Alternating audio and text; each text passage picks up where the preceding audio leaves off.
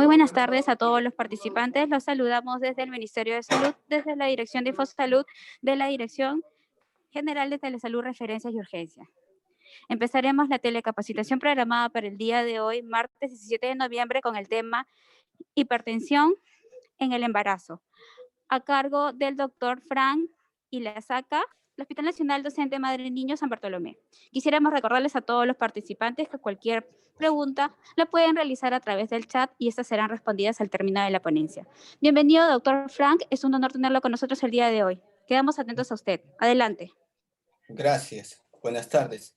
Buenas tardes a todos y gracias por la invitación para la exposición de este tema que es tan importante en el campo de la obstetricia, de las enfermedades del embarazo. Bueno, el tema es hipertensión en el embarazo. ¿Cuál es la importancia de esta entidad? La importancia está dada porque los trastornos hipertensivos del embarazo, incluido la preeclampsia, complican hasta un 10% de los embarazos a nivel mundial, constituyendo una de las principales causas de mortalidad materno-perinatal mundial, con un estimado de 50.000 a 60.000 muertes por preeclampsia en el mundo. La incidencia de preeclampsia ha aumentado un 25% en Estados Unidos en las 2 últimas décadas. La mortalidad materna por preeclampsia es del 15 al 20%. Una de las principales causas de prematuridad también, ¿no? Es el motivo de la importancia de esta entidad. Y también la preeclampsia, la enfermedad hipertensiva del embarazo, es un factor de riesgo de futuro desarrollo de enfermedad cardiovascular y metabólica en mujeres. Bueno, acá tenemos un gráfico en el cual podemos darnos una idea de cuál es la importancia en cuanto a números, en cuanto a estadísticas de esta entidad, de los trastornos hipertensivos del embarazo. En este gráfico observamos que los trastornos hipertensivos del embarazo constituyen aproximadamente un 16.2% de todas las causas de muerte en la madre. La prevalencia de hipertensión arterial crónica aumentará en los próximos años. Es mayor, ¿por qué va a aumentar en los próximos años? O está aumentando en las últimas décadas. Porque la edad de las gestantes es mayor debido a la fertilización asistida, a que la diabetes está siendo más prevalente, a un índice de masa corporal mayor. También la hipertensión arterial crónica depende del rango etario. Es así que en el intervalo de 18 a 29 años constituye o representa más o menos el 0.6 a 2% de la hipertensión arterial crónica. En cambio, a los 30 a 39 años, la prevalencia de esta enfermedad es de 4.6 a 22%, ¿no? Dependiendo de las zonas, de diversos factores epidemiológicos. También debemos tener presente que la hipertensión arterial crónica tiene un peor pronóstico que la hipertensión arterial gestacional. Otro de los aspectos importantes de la enfermedad hipertensiva del embarazo es el riesgo de complicaciones. Tenemos complicaciones maternas, complicaciones fetales, maternas en el embarazo, maternas a largo plazo, ¿no? Dentro de las cuales podemos mencionar mortalidad materna total, accidente cerebrovascular, insuficiencia renal, etc. Y en cuanto a las complicaciones fetales, ¿no?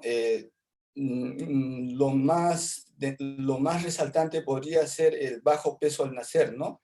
debido a un retraso del crecimiento intrauterino. Y a largo plazo, en cuanto a la madre, hay el riesgo de hipertensión arterial sostenida, ¿no? Y en cuanto al feto o al recién nacido, mortalidad cardiovascular asociada con bajo peso al nacer. Bueno, ¿cuál es la definición de hipertensión arterial? La hipertensión arterial está dada por presiones arteriales mayores o iguales a 140-90 milímetros de mercurio, según protocolo, con al menos 2 mediciones separadas con 2 minutos de diferencia entre ambas tomas. Esto según la definición de las definiciones antiguas. Sin embargo, las últimas guías de hipertensión arterial han bajado este límite a 130-80, pero las guías de las sociedades americanas, las sociedades internacionales de ginecobstetricia todavía no usan este límite, ¿no? De 130-80. La presión debe ser tomada utilizando tensiómetros validados y calibrados. Eso es muy importante, puesto que si utilizamos tensiómetros de dudosa validación y calibración, esto nos puede llevar a errores diagnósticos con las consecuencias, con las consecuentes repercusiones negativas sobre el tratamiento del paciente. También la presión arterial debe ser tomada en 2 consultas consecutivas para confirmar en un lapso no mayor de 7 días. La primera vez debe tomarse en ambos brazos. En algunos casos, tales como sospecha de hipertensión de bata blanca, hipertensión arterial oculta o enmascarada, se puede hacer uso de otras alternativas diagnósticas, tales como el MAPA, ¿no? Que en sí significa monitoreo ambulatorio de la presión arterial, ¿no? En casa, ¿no? Fuera del hospital. Para los que de repente no tienen idea de lo que es un MAPA es un aparato que es como un tensiómetro, pero un tensiómetro automático, que se coloca al paciente en una institución de salud y el paciente se va con esto a su casa, permanece de 24 a 48 horas con esto y el aparato va a grabar automáticamente los valores de presión durante todo el día. Entonces, ese es un mapa, ¿no? ¿Qué más? ¿Por qué es importante medir la presión arterial en la embarazada? Medir la presión arterial en la embarazada es muy importante para llegar a hacer un diagnóstico de enfermedad hipertensiva del embarazo, que como ya hemos visto, tiene una importancia muy grande en cuanto a las patologías del embarazo, ¿no? Para medir correctamente la presión arterial debemos tener en cuenta que si no se hace de manera correcta, la medición puede llevar a diagnósticos equivocados. Una medición erróneamente alta nos puede llevar a un tratamiento antihipertensivo en pacientes que tienen presiones arteriales normales. ¿Y cuál sería lo negativo de esto? Que hay el peligro de provocar hipoflujo placentario en el neonato, en el feto, ¿no? Lo cual en el extremo de los casos podría llevar a una interrupción del embarazo. ¿Y cómo reducir el error en la medición de la presión arterial? Como ya habíamos mencionado, equipos validados y calibrados. El manguito debe ser adecuado a la circunferencia del brazo, cubrir 2/3 de este. Utilizar una medida adecuada para embarazadas, medida del tamaño, en cuanto al tamaño del manguito, ¿no? Para embarazadas obesas. Colocar el borde distal, esto también es muy importante, colocar el borde distal 2 a 3 centímetros por arriba del pliegue de flexión del codo, ¿no? O sea, por encima de donde habitualmente nos toman las muestras para para exámenes de laboratorio, por lo menos unos 3 centímetros por encima de esta posición. También el paciente debe asumir una postura correcta, debe sentarse correctamente con el brazo colocado a una altura aproximada al nivel del corazón. La toma de presión fuera de consultorio también es una alternativa, como ya lo habíamos mencionado en el caso del MAPA, ¿no? Para sospecha de hipertensión arterial de bata blanca o hipertensión arterial enmascarada u oculta. Bueno, existe una clasificación de la hipertensión arterial en el embarazo y esto se basa en algunas variables, las cuales son la presión arterial, si es mayor o igual a 140 y o 90, la proteinuria, ¿no? De 300 miligramos en 24. Vamos a ver que hay algunos casos en que va a haber proteinuria, en otros no, en casos de hipertensión. El tiempo de gestación mayor o menor de 20 semanas, ¿no? Son estos puntos de referencia que vamos a tomar para clasificar la hipertensión arterial en el embarazo. Bueno, acá ya tenemos la clasificación de la enfermedad hipertensiva en el embarazo. Como ven ustedes, tenemos la hipertensión gestacional, que le dan un aproximado de 7%. Esto puede ser variable. La hipertensión arterial gestacional implica hallazgo de presión arterial alta por encima de las 20 semanas de gestación, pero sin proteinuria. Luego, la hipertensión arterial crónica, que aproximadamente podría ser un 3 al 4% de todas las hipertensiones durante el embarazo, ¿no? La hipertensión arterial crónica es una hipertensión arterial previa al embarazo o encontrada en las primeras 20 semanas de gestación, que persiste posterior a las 12 semanas postparto, ¿no? Luego tenemos la preeclampsia, en la cual el requisito es que haya proteinuria y que la paciente tenga más de 20 semanas de gestación. Luego tenemos la preeclampsia sobreagregada sobre una hipertensión arterial crónica, ¿no? ¿Y cómo sospechamos esto? Sospechamos en pacientes en las cuales se agrega proteinuria o la hipertensión se hace refractaria al tratamiento, ya sea con el uso, ya sea que requiera el uso de varios antihipertensivos, 2 o 3.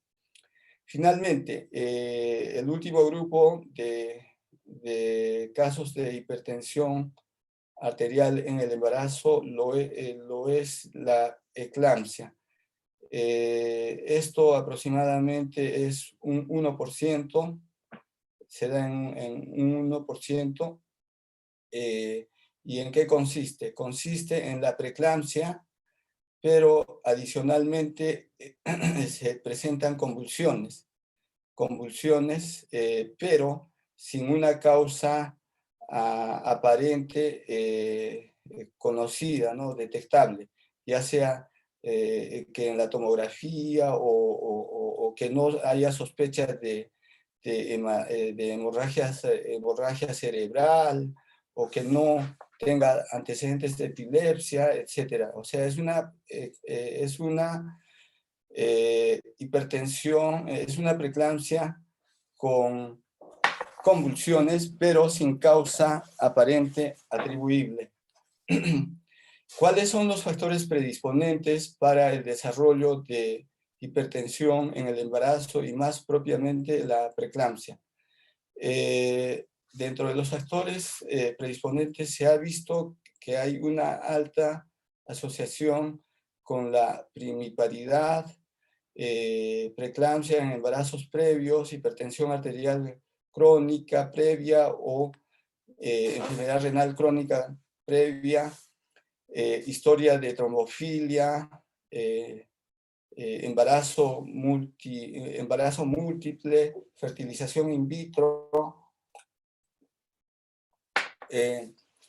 también historia de preeclampsia en la familia, diabetes tipo 1, tipo 2, obesidad. Se dice que un índice de masa corporal mayor de 35 trae un riesgo muy alto de desarrollo de enfermedad hipertensiva del embarazo. Lupus eritematoso, edad avanzada al embarazo, edad mayor de 40 años. Acá tenemos algunos criterios. Bueno, esto ya lo hemos mencionado. Lo particular de este cuadro es que también se considera hipertensión, se considera preeclampsia cuando hay un hallazgo de presiones mayores o iguales a 160 de sistólica y 110 de diastólica, que puede ser confirmada inmediatamente, ¿no? En este cuadro también observamos ya algunos detalles sobre la proteinuria, que tiene que ser 300 miligramos en orina de 24 horas, el cual es la variable o el examen que tiene mucho mayor valor para detección de proteinuria.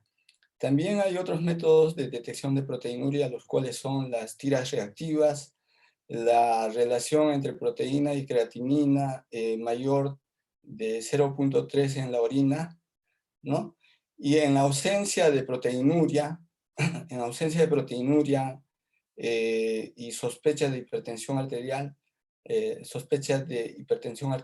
en el embarazo, hay otras variables, ¿no? Otras alteraciones como la trombocitopenia, con un recuento de plaquetas menor de 100.000, insuficiencia renal con creatinina mayor de 1.1, disfunción hepática, ¿no? Con enzimas, con TGO, TGP por encima de 70, ¿no? Y otras alteraciones que también nos pueden llevar al diagnóstico de preeclampsia, tales como edema pulmonar, síntomas visuales, visión borrosa, cefalea, ¿no? Síntomas del sistema nervioso central. ¿Cuáles son las complicaciones de la hipertensión en el embarazo? Las complicaciones de la hipertensión en el embarazo tienen una instalación más precoz. Cuando tienen una instalación más precoz, el pronóstico es peor. Y si hay hipertensión arterial crónica previa, también está asociada a una mayor incidencia de complicaciones. Bueno, enumerando las complicaciones de la hipertensión arterial en el embarazo, tenemos la preeclampsia. La preeclampsia ya es una complicación de la hipertensión arterial en el embarazo. Se calcula un 30% de incidencia, cesárea un 27%, nacimiento prematuro 28%, bajo peso al nacer 16%, que el paciente requiera cuidados intensivos perinatales 20%, mortalidad perinatal 4%. También se ha visto que en el embarazo se puede encontrar hipertensión arterial secundaria, ¿no? Se dice que 5% de la hipertensión arterial durante el embarazo es secundaria a enfermedad, ¿no? A enfermedad hipertensiva. Sospechar hipertensión secundaria. Hay que sospechar hipertensión secundaria cuando la preeclampsia es temprana, cuando ocurre menos de 30 semanas de gestación, ¿no? También hay otros casos en los que se debe sospechar hipertensión arterial secundaria. cuando la hipertensión es resistente, ¿no?, a tratamiento, uso de hasta 3 antihipertensivos, hallazgo de hipocalemia menor de 3 miliequivalentes, creatinina elevada 1.1, historia familiar de enfermedad renal, ¿no? En estos casos hay que sospechar fuertemente hipertensión arterial secundaria durante el embarazo.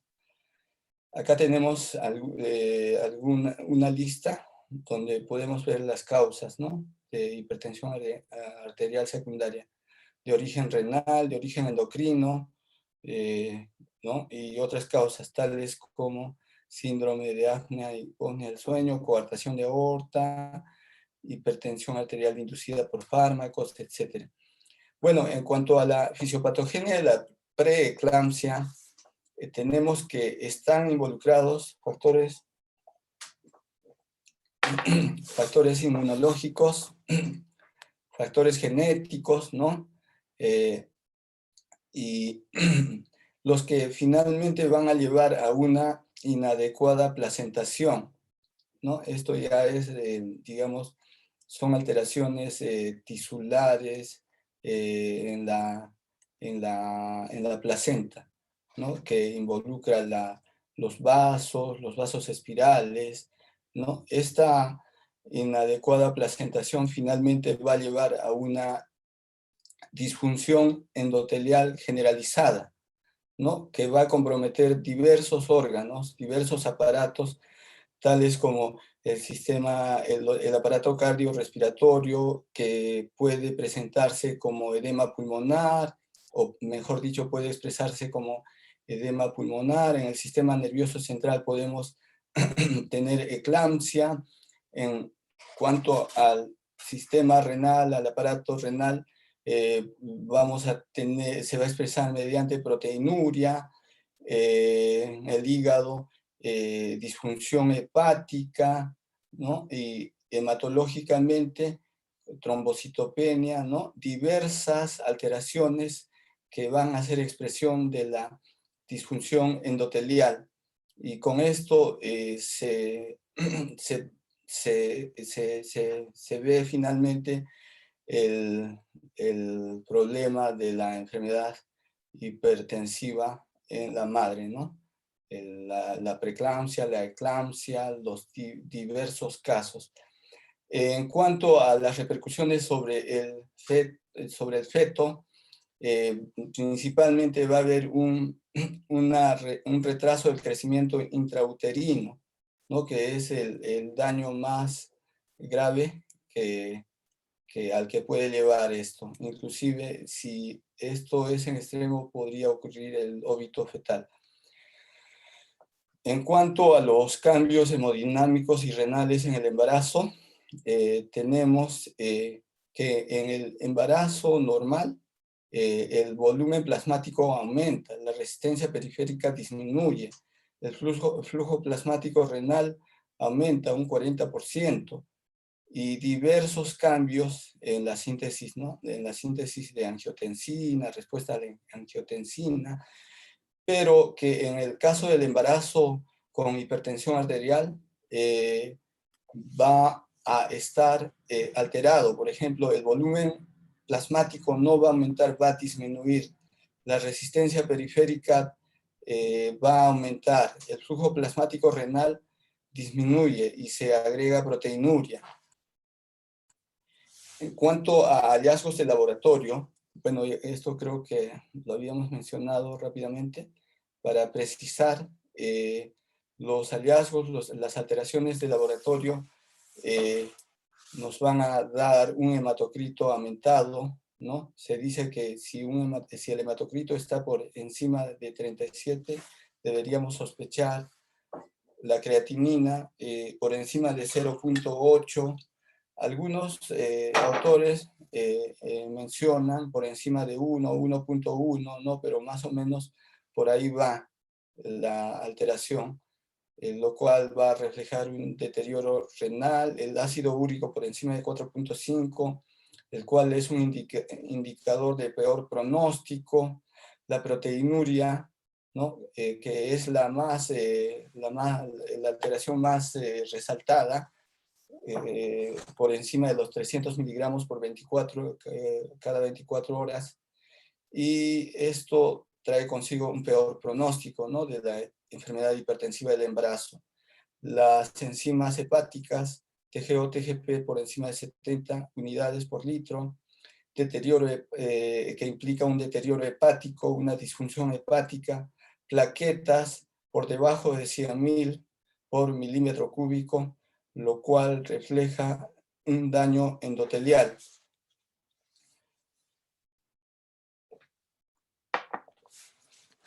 En cuanto a la prevención de la preeclampsia en pacientes de alto riesgo, algunas guías y la OMS recomiendan algunas medidas para prevenir el riesgo de preeclampsia, ¿no? Lo único que ha quedado, digamos, con mayor evidencia para conseguir este objetivo es el suplemento con calcio de 1.5 a 2 gramos de calcio elemental por día, aspirina, ácido acetil salicílico en dosis bajas de 75 miligramos a 100 miligramos, ¿no? Las dosis son equivalentes, por ejemplo, a lo que usamos en cardiología para la prevención, para la disminución del riesgo de infarto, ¿no? De enfermedad coronaria.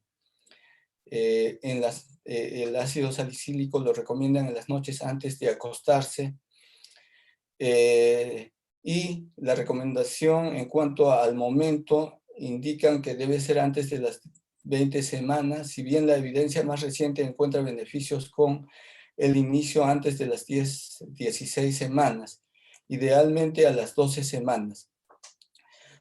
Bueno, yéndonos ya al tratamiento de la hipertensión arterial en sí, se recomienda un inicio de tratamiento con 2 o más registros en consultorio de presión arterial sistólica mayor de 150 o presión arterial diastólica mayor de 100 milímetros de mercurio. Es el momento o la medida con la cual se recomienda el inicio del tratamiento. Por debajo de esto no hay una evidencia que demuestre que haya un beneficio en el tratamiento antihipertensivo de la hipertensión arterial. El objetivo de tratamiento en la hipertensión arterial es conseguir una presión arterial menor de 140/90. También es importante tener en cuenta que se debe evitar descensos bruscos de la presión arterial sistólica por debajo de 110 y presión arterial diastólica por debajo de 70. ¿Por qué? Porque esto puede traer consigo una disminución del flujo placentario, lo cual es negativo, es perjudicial para el feto.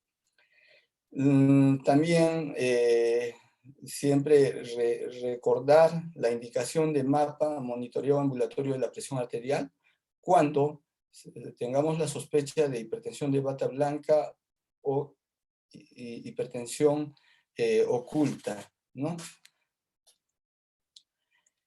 Ahora, ¿por qué tratar la hipertensión arterial? ¿Qué beneficio trae el tratamiento de la hipertensión arterial?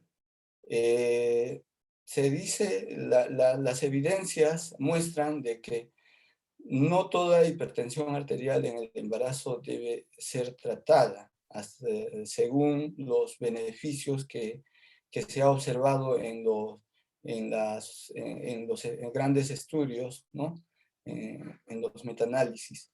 La hipertensión arterial severa sí debe ser tratada, mejora la evolución de la gestación, pero sin embargo, no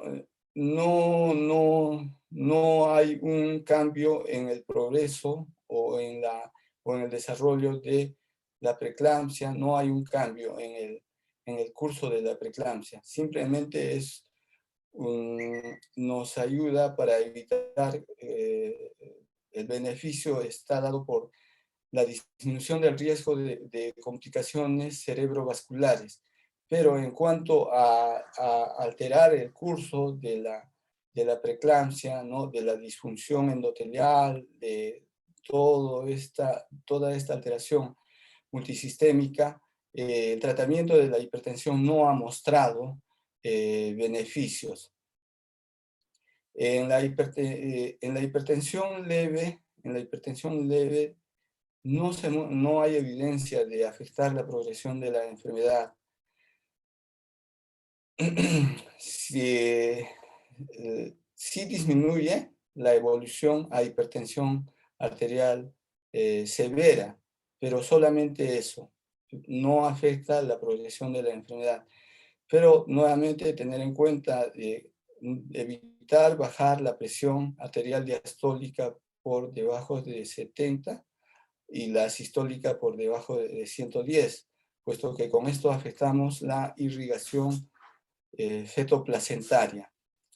La hipertensión arterial en el embarazo solo es un marcador de la enfermedad, no define el riesgo, no refleja la gravedad de la enfermedad, solo es un marcador.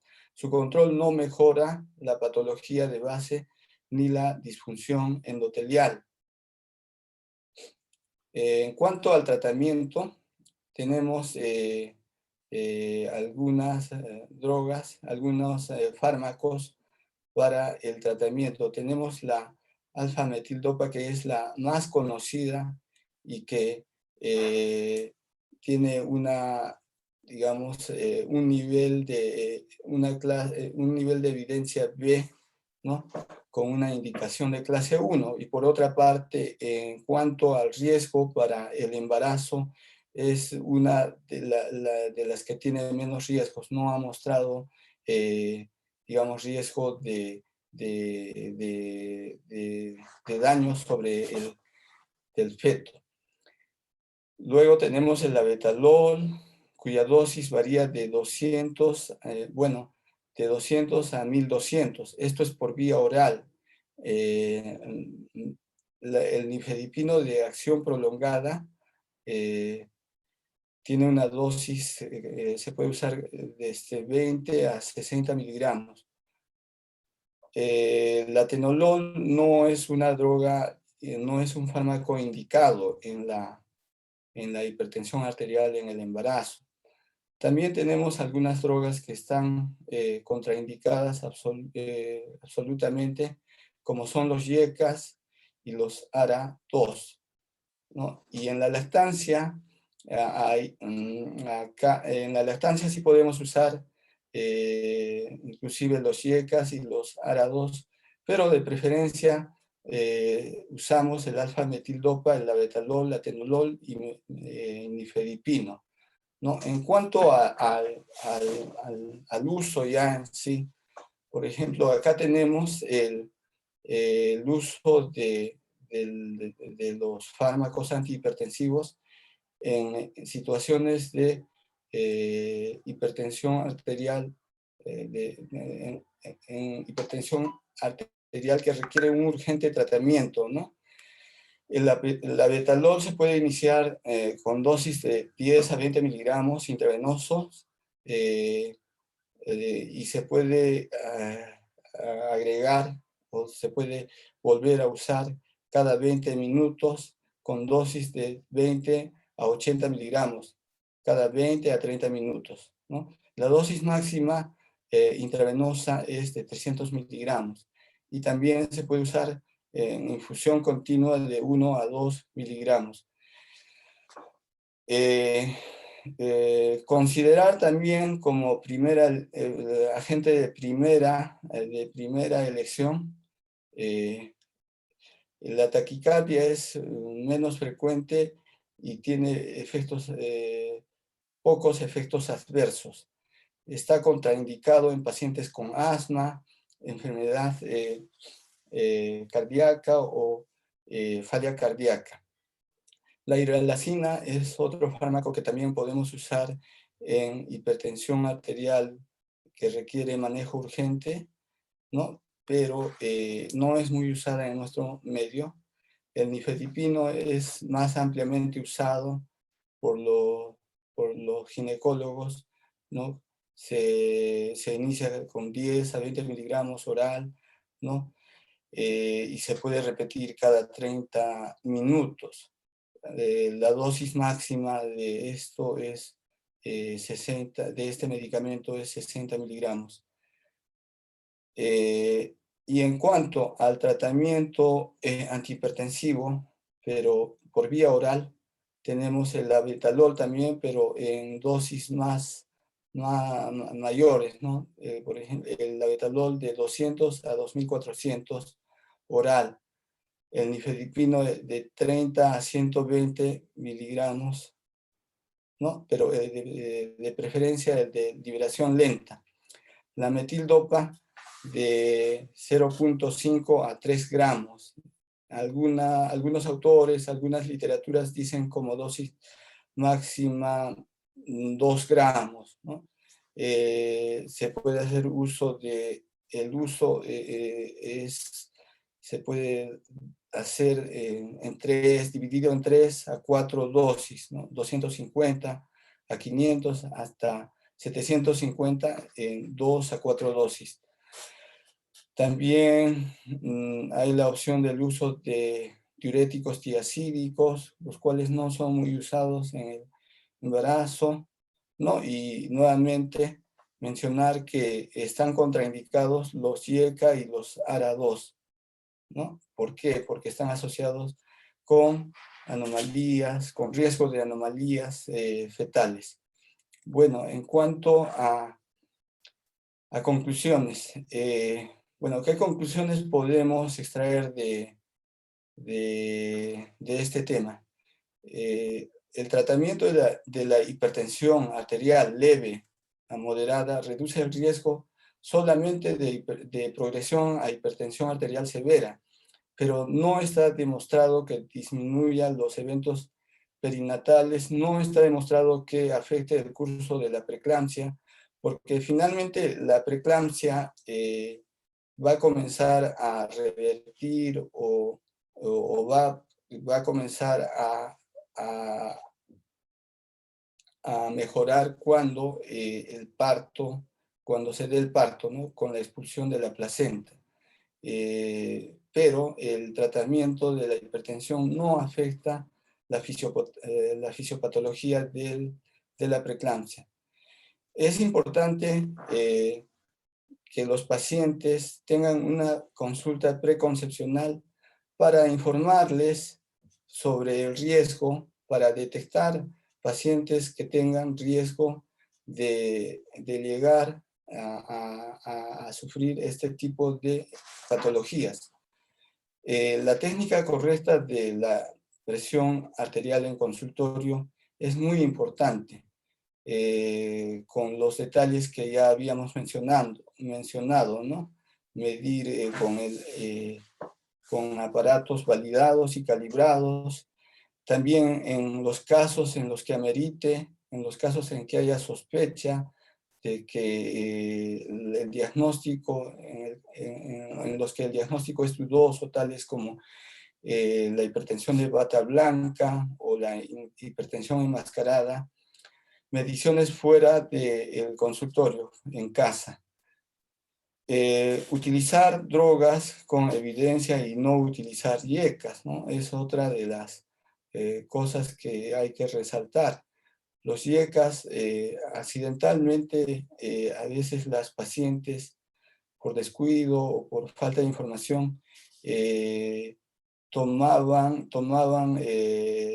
estos medicamentos antes del embarazo porque sufrían de hipertensión arterial, pero a veces no son informadas de que estos medicamentos deben suspenderse una vez embarazadas, ¿no? Y inclusive se aconseja de que los IECA y los ARA2 se trate de evitar en la edad fértil de la mujer. La preeclampsia es un riesgo a futuro de eventos cardiovasculares, por lo cual debe ser informada la paciente sobre la necesidad de control de factores de riesgo cardiovascular. O sea que una vez que la paciente con preeclampsia sea dada de alta e inclusive se haya revertido, se haya resuelto la preeclampsia, se debe informar lo necesario sobre el riesgo de que posteriormente pueda requerir controles, ¿no?, para detectar el desarrollo de eventos cardiovasculares, para minimizar el riesgo de eventos cardiovasculares. No, bueno, eso sería todo, señores colegas, trabajadores de, de salud. Gracias por su audiencia, gracias por su paciencia. Muchísimas gracias, doctor Frank Ilasaka Kawata, por esta excelente presentación. Tenemos algunas preguntas de nuestros participantes. Nos preguntan así: ¿en qué brazo se debería tomar la presión arterial en gestantes y por qué y en qué condiciones? En gestantes, en la primera toma, siempre es recomendable tomar en ambos brazos. Tomar en ambos brazos la presión arterial. Sin embargo, si hay una diferencia en cuanto a la medida de la presión arterial, se debe tomar en las tomas subsecuentes en el brazo en el cual se haya encontrado la presión arterial un poco mayor. Y por otra parte, si la diferencia es muy alta, por decir, una diferencia de 30, de 40 milímetros de mercurio respecto a un brazo, ahí ya cabría la sospecha de alguna patología congénita, ¿no?, ya sea una coartación de aorta, ¿no?, que es una causa también de hipertensión arterial secundaria. Muchísimas gracias, doctor. Nos preguntan también, ¿los YECA también pueden ocasionar muerte súbita en el feto? En la literatura no, en la literatura que he revisado no he encontrado esa descripción. Lo que sí se menciona es que puede traer riesgo de retraso del crecimiento intrauterino. Tampoco no hay tanta evidencia al respecto. Muchas gracias, doctor. Nos preguntan también si la suplementación con vitamina D actúa favorablemente en la reducción del riesgo de preeclampsia. La suplementación de vitamina D, bueno, en las recomendaciones que se realizan, que realizan las sociedades, la OMS, las sociedades, la American College de Obstetricia, no lo consideran como una recomendación para disminuir el riesgo de preeclampsia o de enfermedad hipertensiva del embarazo. A lo que sí le dan una alta posibilidad de beneficio es a la suplementación con calcio, al ácido acetilsalicílico, ¿no?, a estos dos elementos, pero no mencionan el uso profiláctico de la vitamina D. Bueno, por lógica podría ser útil, pero no lo mencionan. Muchísimas gracias, doctor. Nos preguntan también, y ya, si bien es cierto, lo mencionó durante su exposición, de repente podría volver a mencionarlo, ¿en qué casos están indicados solamente los diuréticos? Bueno, los diuréticos no son una opción de primera línea en el embarazo. Es más, se desaconseja el uso de diuréticos. Sin embargo, serían una opción de primera línea en el caso en el que la paciente esté con un edema agudo de pulmón, ¿no? en ese caso podría ser usado. En el caso en el que se sospeche retención, retención del líquido, ¿no? Pero en general no son, no son fármacos que sean preferidos en el tratamiento de la hipertensión del embarazo. Muchísimas gracias, doctor, por su aclaración. Nos preguntan también con respecto al tratamiento no farmacológico. ¿Cómo influye la dieta y el control de peso en el control de la presión arterial? Bueno, si bien es cierto, la dieta y el control de peso son un factor determinante en el tratamiento de la hipertensión arterial fuera del embarazo, ¿no? En el embarazo no se recomienda esto. No se recomienda la disminución de peso, no se recomienda dieta, no se recomienda la restricción de sal, de sodio, no se recomienda eso. Muchísimas gracias, doctor. Y finalmente nos preguntan, luego del parto, ¿cómo es la evolución de la enfermedad y cómo se debe controlar a la paciente? Luego del parto, la paciente debe tener controles de acuerdo a la severidad de la hipertensión, la severidad del cuadro. Es así que, bueno, si la paciente ha tenido eclampsia o preeclampsia, debe haber un seguimiento más minucioso, ¿no? Si la preeclampsia ha sido grave, lógicamente esto implica realizar los controles, ¿no? Laboratoriales, en los cuales ha habido un gran compromiso, ya sea hepático, ya sea renal, ya sea trombocitopenia. Muy aparte de ello, en cuanto a la hipertensión, la mayoría de los pacientes con hipertensión leve a moderada van a evolucionar favorablemente en relación a la hipertensión. Pero es necesario hacer un seguimiento hasta las 12 semanas. Inicialmente puede ser, si la hipertensión es severa, inclusive el paciente podría quedarse hasta que la hipertensión esté relativamente controlada. Una vez que la hipertensión ya no es severa, es leve, se le podría dar de alta y citarla para un control a la semana. Posteriormente a la semana, si verificamos que la presión está en niveles leves a moderados, podría perfectamente hacerse el seguimiento ambulatorio, ya sea cada 15 días, cada mes. Sin embargo, teóricamente, de acuerdo a la definición de hipertensión en el embarazo, se considera de que la hipertensión debe resolverse pasados las 12 semanas. Si pasadas las 12 semanas no se resuelve, podríamos considerar de que la paciente es hipertensa crónica, ¿no? O sea, es hipertensa crónica previa al embarazo, o quizá en el embarazo ha gatillado el desarrollo de la hipertensión arterial. Muchísimas gracias, doctor Frank Ilasaka Kawata, por su excelente presentación. ¿Algunas recomendaciones finales, doctor?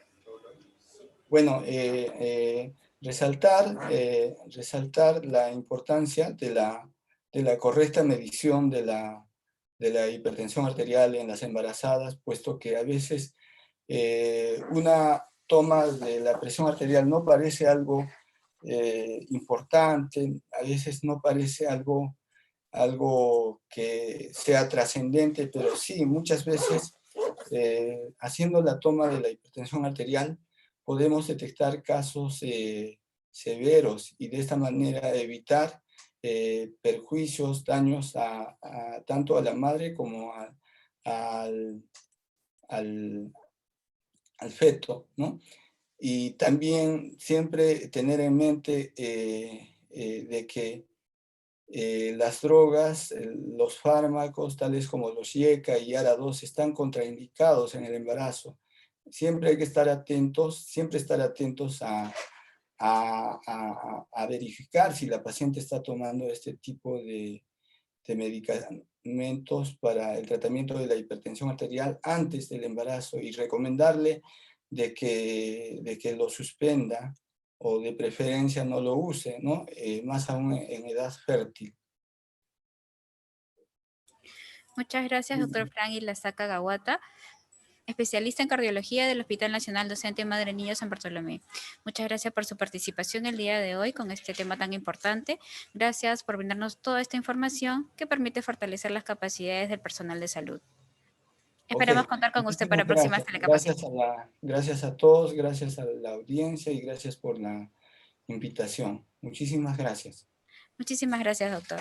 Muchísimas gracias también a todos los participantes por la atención prestada. Esta telecapacitación la podrán volver a visualizar a través del canal de YouTube Telesalud Minsa, donde podrán encontrar las telecapacitaciones que se vienen desarrollando en articulación con el Hospital Nacional Docente Madre Niño San Bartolomé. Muchísimas gracias. Hasta la próxima. Buenas tardes.